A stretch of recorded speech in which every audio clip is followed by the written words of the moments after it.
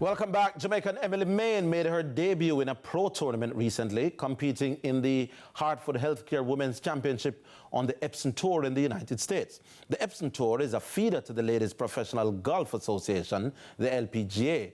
Mayne was awarded the spot after capturing the individual title at the National Collegiate Golf Championships in Texas, representing Howard University.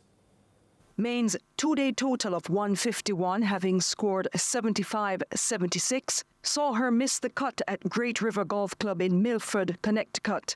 I played well the first day. I just missed a couple putts. I was, in terms of fairways, greens, I think I was pretty solid. The pin positions were obviously set up for a professional tournament, and the greens, they weren't tricky, but they had a lot of slopes, so you really had to know where to miss and where you wanted your target to be on the green.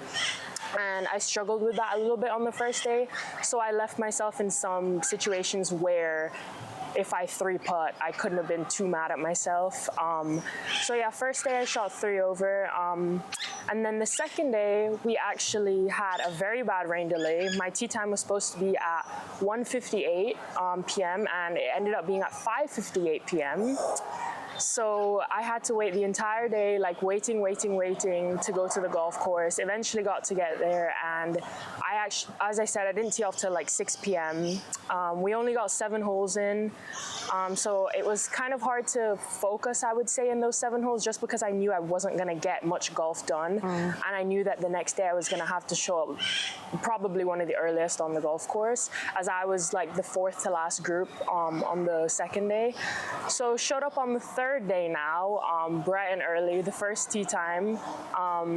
We showed up at, I think, around 5:30 a.m. to the golf course and got out there. I played very solid golf on that day. I was actually 1 under until my last hole, where I had a double, but nevertheless I was actually very proud of myself for being able to hold it down on the last day, as I was 3 over through 7 on the first day where we had the rain delay, and I finished 4 over for that round. So yeah, I was proud of myself. Just because seeing how some of the other people there played who were pros, and some of them didn't even break 80 on some days. So it was, I would say, I was proud of myself for it. One of the highlights was seeing the black, green and gold flying.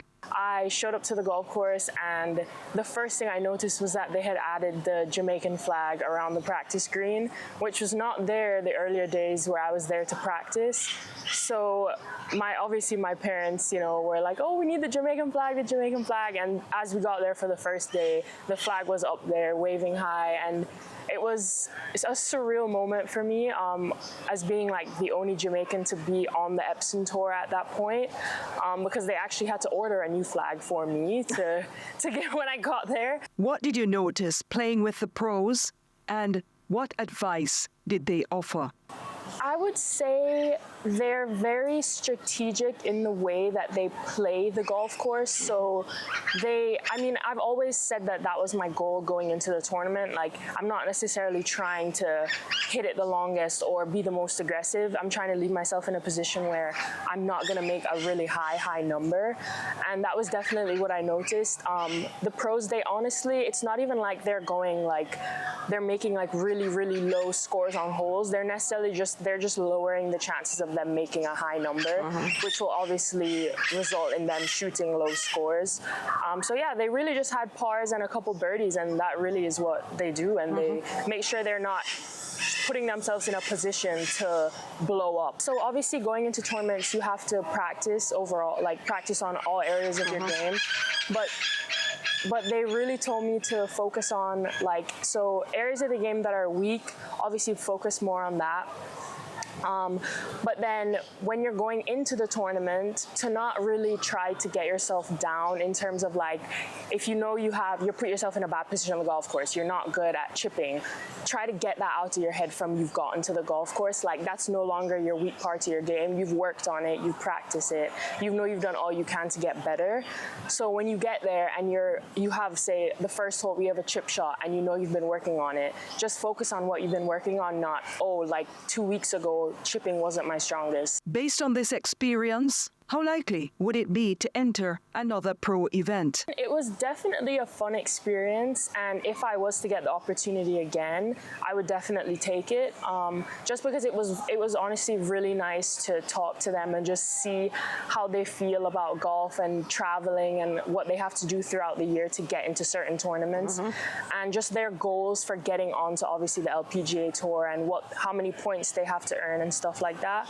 I don't actually have any aspirations of going pro. Okay, all right. But it was definitely a great experience, and I think it can definitely help me with my next 3 years that I have at college to get better.